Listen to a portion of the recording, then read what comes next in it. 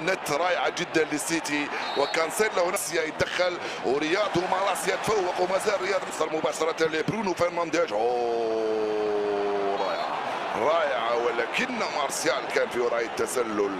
برونو فرنانديز تمريرته مالاسيا في التغطية بصدره بروعة في اتجاه دافيد مالاسيا والتغطية دفاعية والتغطية دفاعية من مالاسيا ثم رياض يلعبها مع ووكر.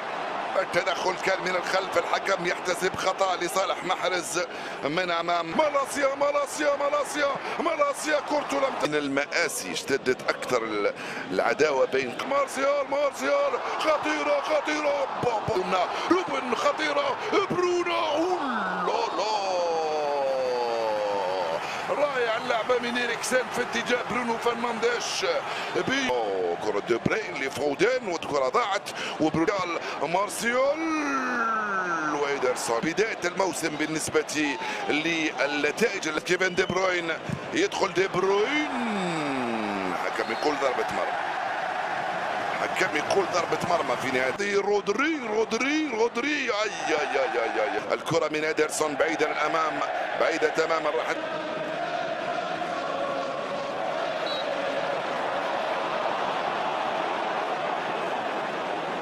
مالاسيا ما زال رياض الكرة دي بروين كرة ممتازة وانطلاقا هنالك تغطية دفاعية من كانجيك لولا فودين متسلل يا فودين.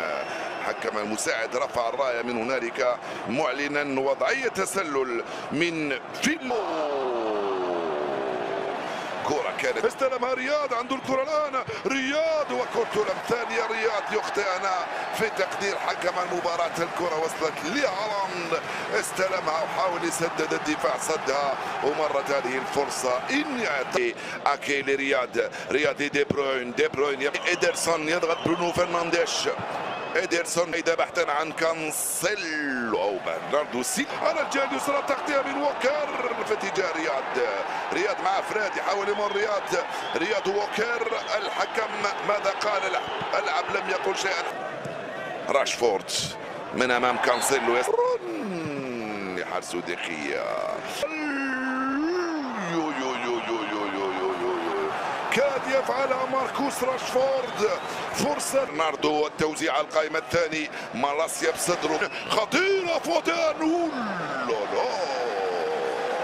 رائعة من دي بروين في اتجاه فودين والتغطية من رافائيل فارح مجال التسجيل دي بروين برناردو سيلفا راشفورد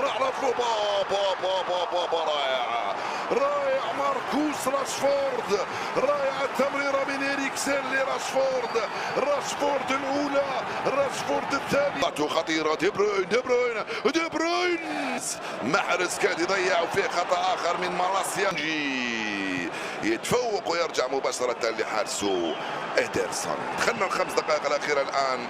تعب راشفورد جرى كتير رودري رياض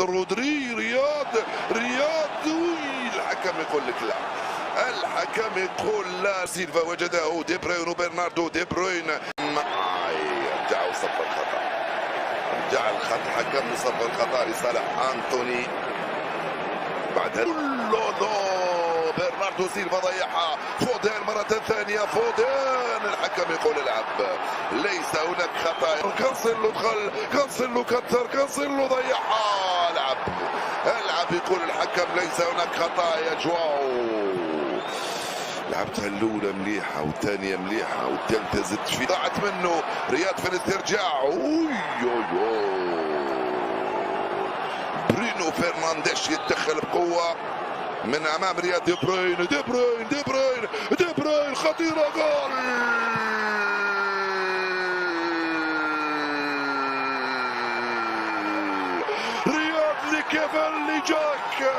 رياض لكيفن جاك الثلاثي الشباك ويفتح مجال التسجيل في الدقيقة 60. جاك جريليتش يسجل الهدف الأول لمانشستر. جريليتش وخطأ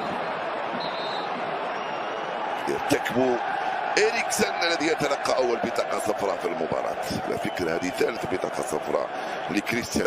فريد من هنالك لوان بيساكا تسديد، كرة وان بيساكا تضرب في أكي وتروح ركنية لعناصر.